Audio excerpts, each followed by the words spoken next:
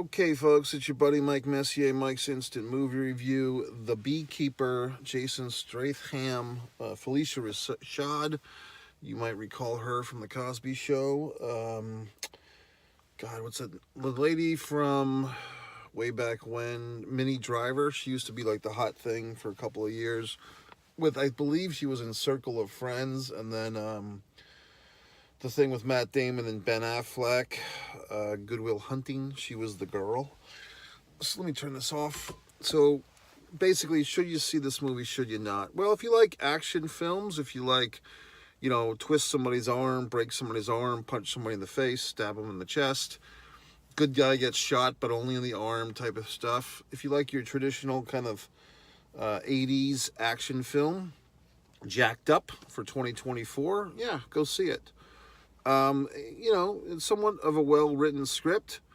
It's not fucking Pulp Fiction here or something like that. It's not Gone with the Goddamned Wind, but as far as like an intelligent story to carry this action, sure, it's good. So yeah, I give it a recommend. I saw it in a nice theater, my favorite auditorium. As in one of my recent reviews, I went through the whole thing, the difference between theaters and auditoriums. Basically, auditoriums are in a theater. Theaters are not in auditoriums. At least that's the way I see it. Like in a movie sense, you have different auditoriums, which means different rooms with each auditorium has its screen, its number, a bunch of seats, and then the theater is like all the auditoriums under one roof. That's how I define it. Although I guess you could go the other way. I guess you could say you have an auditorium with different theaters in the fucking auditorium. But in any event, this was the nice auditorium that had fucking the best comfort, except one flaming fuck was in front of me a row, and he was playing with his goddamn phone. Like when I get into the theater, the previews are about to end, and this flying asshole has his phone playing solitaire. Okay, fuck. Look, I'm going to the movies by myself. You're going to the movies by yourself. But at least I'm not playing solitaire on my phone like a fuck, okay? I mean, I might do a goddamn review for 30 people later, but at least I'm not playing solitaire on my phone, for Christ's sakes. But anyway, this asshole felt the need to turn on his phone a couple of times during the movie or check it because, he's such a popular fucking guy. He's at the movie theater by himself on a Tuesday night. Sitting in the second to last back row in a handicapped, friend seat, by the way, and he had no handicapped person with him. So obviously this guy has no respect for the rules. I should have twisted his fucking arm and stabbed him in the goddamn shoulder blade with a knife. But I didn't. Even though he checked his phone, I put my kerchief, my hat, on a post so that I could block out this fucking asshole on his goddamn phone. See, I've become a lot nicer in recent years. I used to be the guy that if someone was talking on their phone in the movies, I would yell at them. Or if somebody was checking their phone, I would say something. But I just realized the people are not worth it. Society is not worth fighting for anymore. So I just sit back and laugh at its decline. Anyway, so this movie, The Beekeeper, we start off strong. There's this motherly, sonly relationship between, as we discovered, just neighbors, no romance, between Felicia Rashad and Justin, his whatever his fucking name is, his character, the beekeeper, and the gimmick, so to speak, is he's formerly of the secret society, which protects the fucking hive. So what is the hive? It is the all those secret words, from George Washington through every other guy that was in the White House, like the elite of the elite. And the beekeeper's role in all of this is to be separate but defending. So we meet the former beekeeper. It's a cool concept. And I guess this movie definitely left itself open for sequels or even a prequel, because I didn't quite get the correlation. Yes, I get the metaphor between, the beekeeper keeps the hive safe, but there's like a metaphor here with the bees and with the elite, the ruling class, the government. That's not fully developed. Maybe it was when I took a facility break, like very late in the film. Maybe there was a big reveal that I missed out on the whole thing. But in any event, uh, there was a flaw in that as well, because we meet the replacement beekeeper. They've done. I've seen this in other. You've seen this too. Like isn't there like a James Bond movie where he fights the new 007? Wasn't that like in a James Bond movie 2 or 3 ago, where he's fighting his replacement? And that's kind of a trope that we've seen in other films like this, where I'm the guy, but here's my replacement. Now I got to fight him and kill him. So we have that, except it's a her. It's like this, Mad Max scene, punk rock lady who's the new beekeeper, but she's absolutely insane. They even say that. She's crazy. She's got like the fucking machine gun. And she doesn't look like anyone that's really a protector, except she's just fucking nuts. But of course, our boy there kills her too. Felicia Rashad's kind of an interesting case, okay? Because 6 or 7 years ago, when the hammer was coming down on Mr. Jello Puddin' Pop himself, Bill Cosby, Felicia Rashad was one of the only, if not only, Hollywood celebrities to really defend this gentleman, or this non-gentleman, should I say. There was some interview where Felicia Rashad would say that all the, investigations or charges against Bill Cosby was not just because of the women. It was to destroy his legacy. And she was very kind of high and mighty and very Claire Huxtable about the whole thing. A relative of mine never liked Claire Huxtable. I'm not sure if the relative didn't like Felicia Rashad's interpretation of the character or just didn't like the character, but a relative of mine always hated Claire Huxtable, thinking she was mean. So Felicia Rashad seemed like she had drunk the fucking fruit punch a little bit when it comes to Mr. Puddin' Pop, because she was defending him. But yet, then a few years later, here she is playing the mom in the Creed movies, playing Creed's mom, the original Apollo Creed's widow. Although, if you go back to Rocky IV, at least, Apollo Creed's character had a wife in that movie when she stands up and she's throwing the towel, but that's not Felicia Rashad. That's another actress. So she got bumped. Okay. Makes me think of, I was never a Fresh Prince of Bel-Air fan, but I started watching a little bit of it recently, the sitcom, the original, because I watched the spin-off, the dramatic thing with Coco Jones and Associates on Peacock or Prime or whatever the fuck.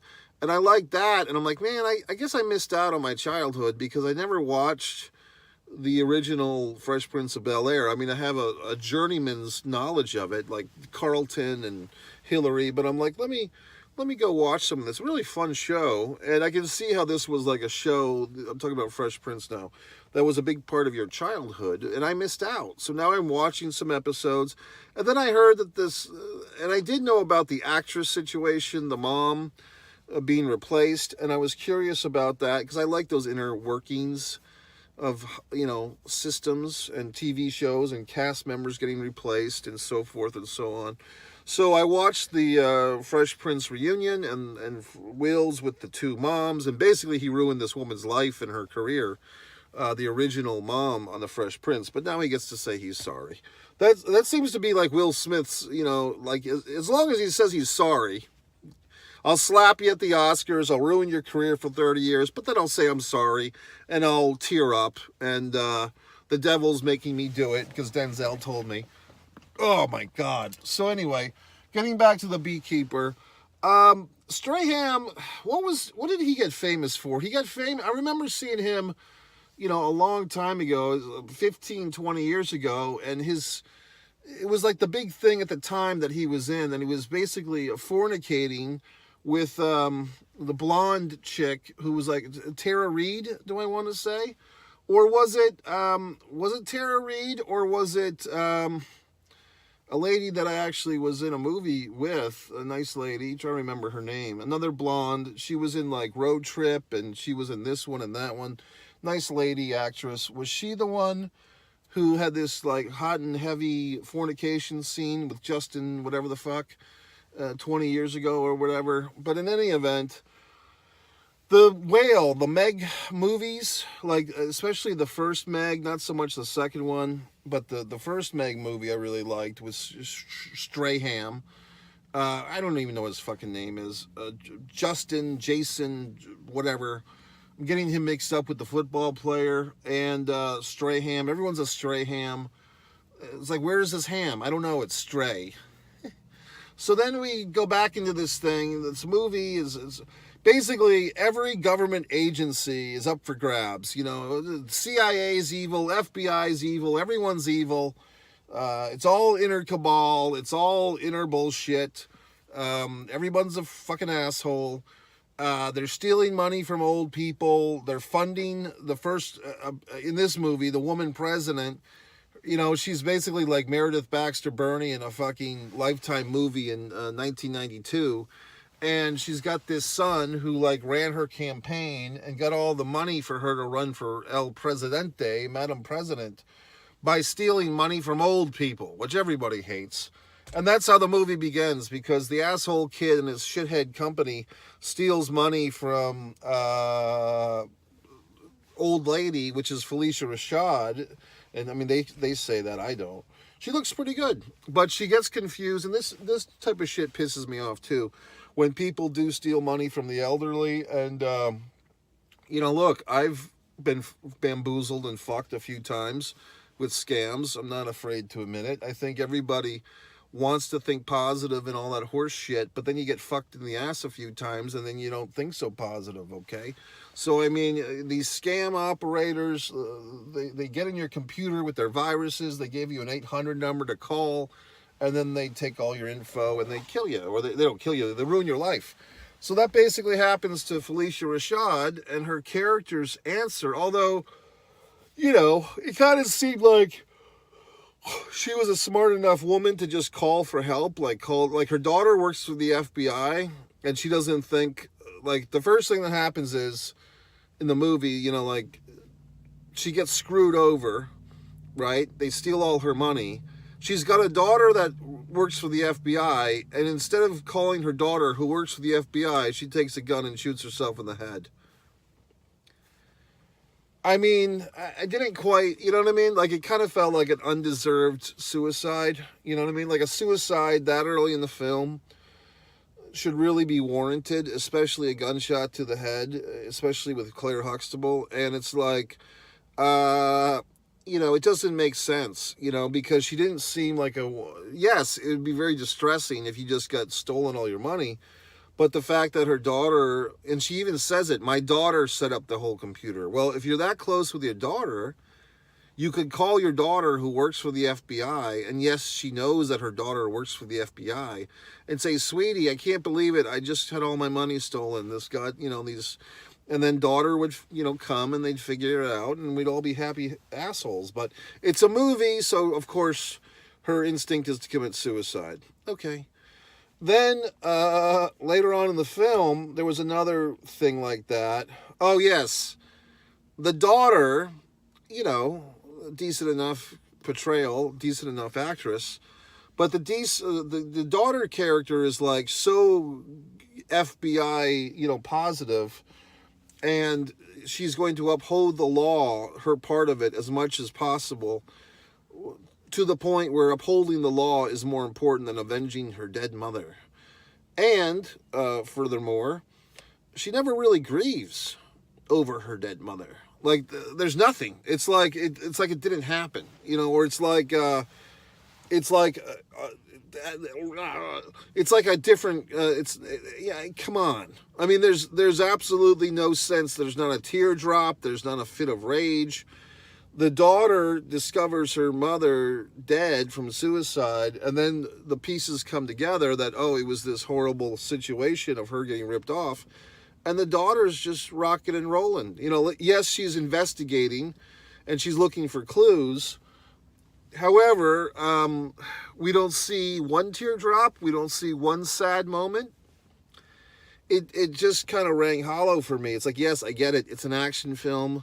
the idea is to twist arms backwards and hyperextend body parts and punch people and all that good stuff. But, I mean, if you want to have some gravitas to this situation, to this film, you have to have a teardrop.